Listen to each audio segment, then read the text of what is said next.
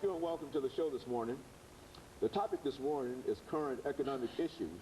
And of course, we're fortunate to have with us to talk about some of the economic issues that have played a significant role in the national economy, Dr. MParuchuri.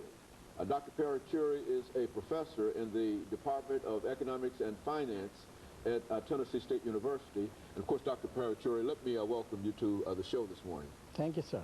And I have to tell you, Dr. MParuchuri, how delighted we are to have you here, and especially to talk about the topic that we're going to deal with this morning, because I think that if you've listened to the recent press, it seems that we're undergoing a challenging economic situation that some people say almost drifts back to what we might call the Great Depression. Now, if it's that bad, certainly we need somebody to come and to give us some information in reference to what is going on. And of course, Dr. MParuchuri, we expect you to be that person, but before we get into that, let's have you to give us some information about your background, your education, and some of the things that, in a real sense, led you to us this morning. Well, thank you, Dr. Haney, for inviting me to be here. I finished my bachelor's degree back home in India. That's my home country.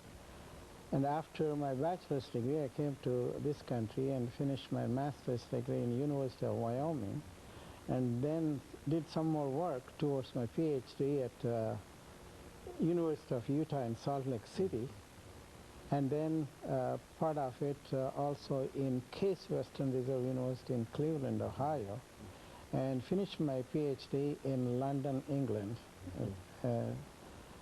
in few years back.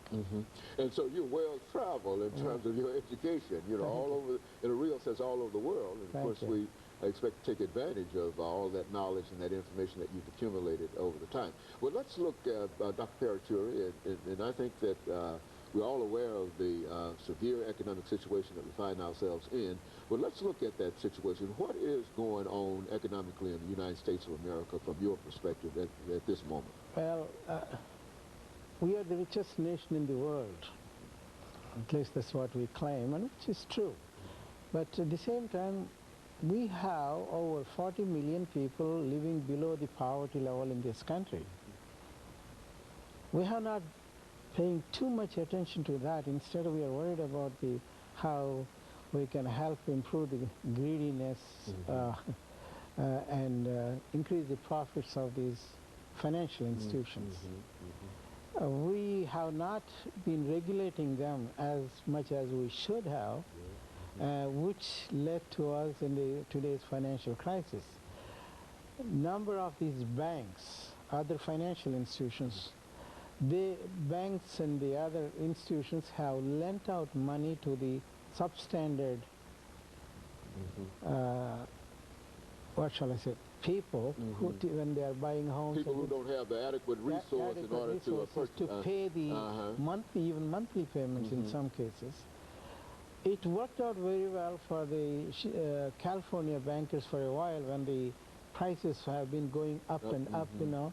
And so people who bought them, they turned around and sold it within a month or so. Even before they finished closing here, they already have a deal in there. So they were making good money, and at the same time, bankers did not help us in curbing some of that activities. Instead, they encouraged them because it's upfront money for them. And that greediness has hurt the nation as a whole. The different financial institutions bought out this paper, you know, which was signed by these homeowners, and they're all substandard ones. But you know, when they are substandards, the income which they get is very, very high.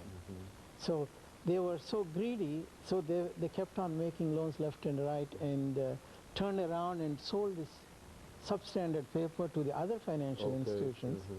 And those other financial institutions, the investment bankers, you know, they all are in a serious trouble. Good number of banks today had to write off enormous amount of losses, which made their stock, the common stock, worth, you know, almost very, very little. And some of them have gone bankrupt. And the government or the Federal Reserve System, which is the main arm in controlling the money supply and credit availability in this country, they have not done as much as they should have until only maybe yesterday or so. Okay, so Dr. MParuchuri, we're getting ready for this first commercial break. Would it be that we have a problem in terms of regulation? Is that one of the key words that we want to talk about? One of the problems is not enough regulation of these financial institutions. Okay, and of course we'll be back with our audience following this very short commercial break. The topic is current